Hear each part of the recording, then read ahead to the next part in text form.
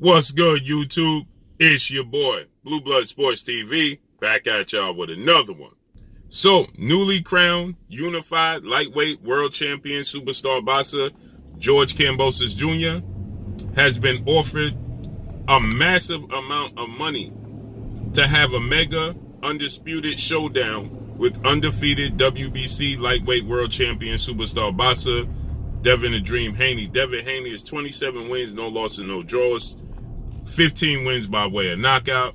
He is 23 years of age, 5'8", with a 72-inch arm reach. With that said, George Kambosos Jr. shocked the world, defeating former unified lightweight world champion superstar boxer Teofimo Lopez. George Kambosos Jr. Won via split decision. He is now 20 wins, no losses, no draws.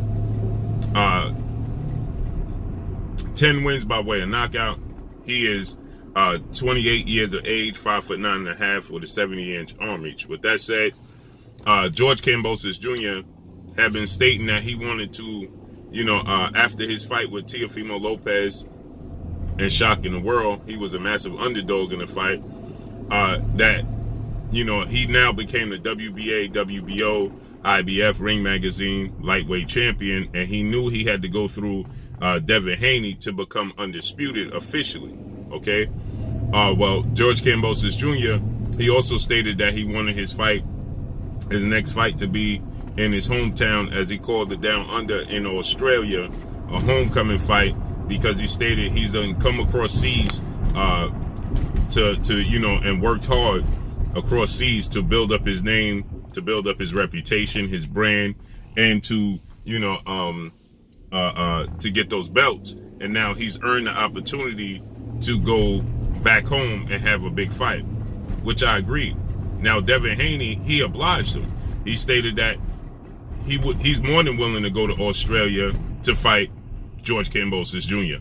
Now, it's a situation where Devin Haney, is very confident in his skill set, his talent, and he believes in himself ultimately, right? And so a lot of people question, should Devin Haney go to Australia, because many people feel like Devin Haney is not going to get the nod that he's looking to get if he simply outboxes George Kambosos Jr. opposed to knocking out George Kambosos Jr. Can Devin Haney get a victory on the scorecards in Australia? Okay, we saw legendary 8 division iconic Filipino superstar world champion boxer Manny Pac-Man Pacquiao go to Australia, face off against Jeff Horn, and he didn't get the nod. So because of that, many people question, is Devin Haney able to get the nod in Australia? Devin Haney believes that he could get the nod in Australia, and it's a fight that he wants. Now, Devin Haney, he's a network promotional free agent. He has only obligation to DHP, Devin Haney Promotions, which he deals with his father, trainer, and manager, Bill Haney. Okay? And so because of that, Devin Haney is able to go where he so pleases to make the best fights happen for his career and for his legacy. Now, going to Australia.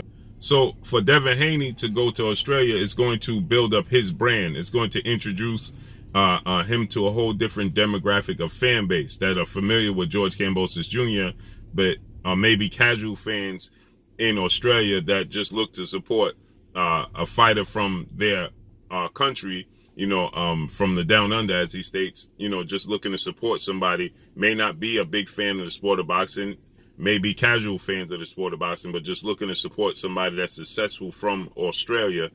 And now you get introduced to Devin Haney, and it introduces Devin Haney to a different demographic of fan base. It builds up his brand even more, so it's good for Devin Haney, okay? Because once you see the truth, you can't unsee the truth. So Devin Haney goes to Australia, and he beats George Kambosos Jr. in convincing fashion and dominating fashion. Well, he picks up a whole different fan base. Now, he may not pick up the entire 100% fan base from Australia, but he'll definitely pick up a percentage of those fan base over there, okay?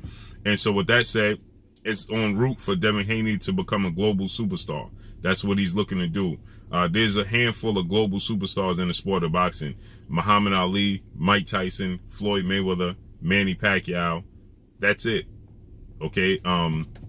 Some may say maybe Roy Jones Jr. to a degree, maybe Sugar Ray Leonard, maybe George Foreman, Joe Frazier, guys of that stature, but for the most part, you have four. You have Muhammad Ali, Manny Pacquiao, Floyd Mayweather, and Muhammad Ali and Manny Pacquiao, Floyd Mayweather, Muhammad Ali, and Mike Tyson. Okay, so with that said, this gives Devin Haney the opportunity at 23 years of age to introduce his brand and his style and himself to a whole different demographic of fan base. But Devin Haney, DHP Promotions, he also works with Matchroom CEO and promoter Eddie Hearn, in which he showcases his talents on DAZN. So this now this fight. So since he does a partnership with DAZN, Matchroom and Eddie Hearn does a lot of the research and looks for venues and things of that nature, and uses his brand and his status to help out Bill Haney in partnership with finding venues and locations and dates for fights. Okay, and they have the network in DAZN to make it happen. So Eddie Hearn, he now reveals that it's a massive offer on the table from Saudi Arabia. Okay, from an investment group overseas. Now, Eddie Hearn is proven. Okay, this is not smoke and mirrors on the part of Eddie Hearn, because we saw this before. Eddie Hearn has staged the fight with Andy Ruiz overseas, and they got big money to go over there. Andy Ruiz and Anthony Joshua, they even built a whole venue just for the fight for Anthony Joshua and Andy Ruiz, highly anticipated rematch. Okay, so he's definitely not blowing smoke. And so Eddie Hearn is saying now there's a massive offer on the table for George Kambosos Jr.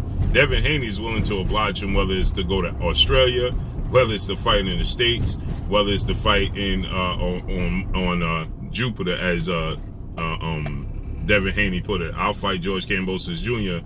on Jupiter if I need to. So with that said, we know Devin Haney is more than willing to go anywhere. It doesn't make Devin Haney much difference. Devin Haney is focused on his legacy. George Kambosos Jr. initially stated that it was about legacy for him, but his tune started to change as the opponent started to shrink, and it came down to Devin Haney. Devin Haney is a guy that a lot of fighters just don't want to fight, and the reason that they don't want to fight Devin Haney is because of Devin Haney's style.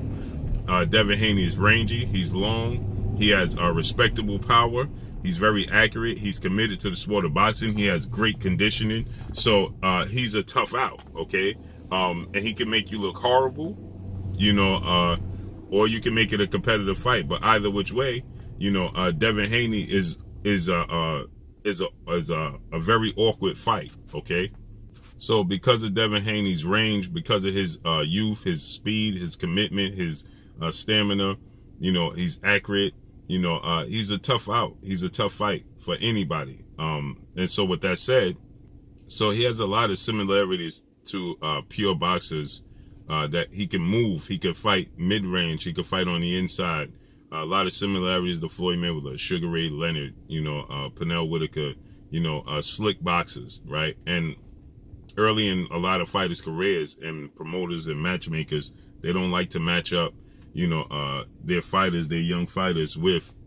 So early in fighters' careers, you don't like to match up guys with fighters like that, a la Bob Arum, not too eager to put Oscar Valdez, one of his best prize fighters, in the ring with another one of his best prize fighters in Olympic silver medalist, superstar boxer Shakur Stevenson. Oscar Valdez, Shakur Stevenson, that fight should be easy to make. Okay, it should just be simple mathematics. Okay, but yet it's a difficult fight to make. Why? Because Bob Arum knows Oscar Valdez, who is a 2-division world champion, undefeated with 30+ fights.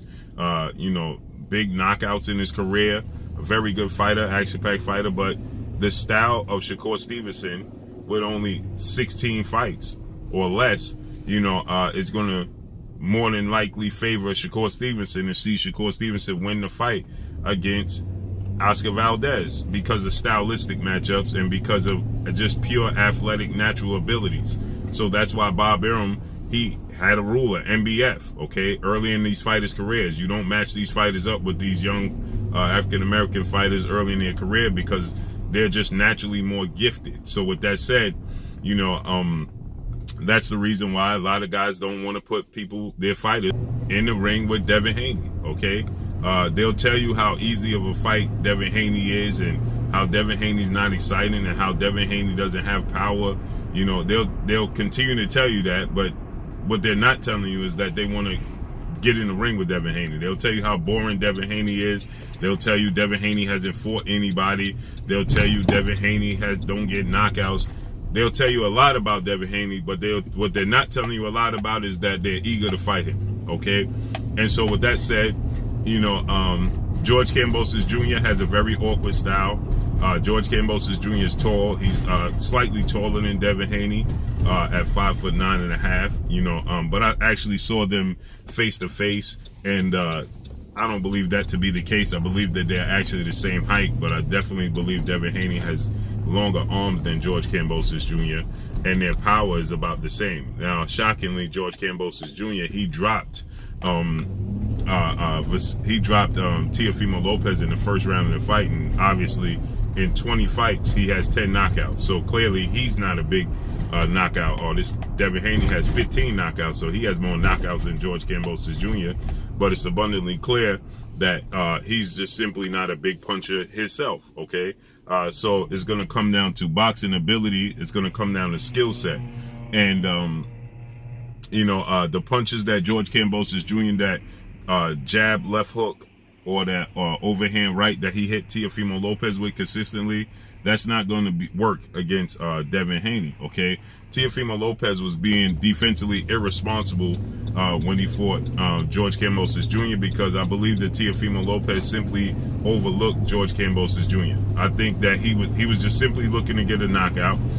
He didn't respect George Kambosos Jr. He didn't respect George Kambosos Jr.'s power, and that's what shocked Teofimo Lopez, and he never made an adjustment. That's not going to be the case when it comes to Devin Haney. So now you have Lou DiBella, who's George Kambosos Jr.'s promoter. He was trying to shop George Kambosos Jr.'s services to the highest bidder.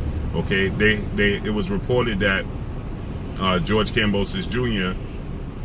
is willing to fight and wanted to fight. Number one objective was to fight undefeated 3-division world champion superstar boxer Gervonta Tank Davis, who is 26 wins, no losses, no draws, 24 wins by way of knockout, 27 years of age, 5'5" with a 67-inch arm reach. Devin Haney fought December 4th against former IBF super featherweight world champion Mexican superstar boxer Joseph Jojo Diaz, and